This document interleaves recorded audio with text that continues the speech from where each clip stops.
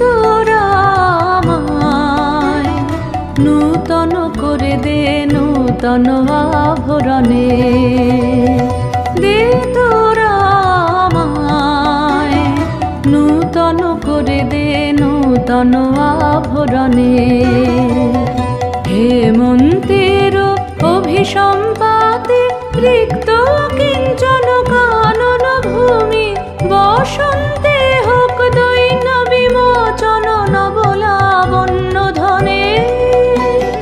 শূন্য শাখা লজ্জা ভুলে যাক পল্লব আবরণে।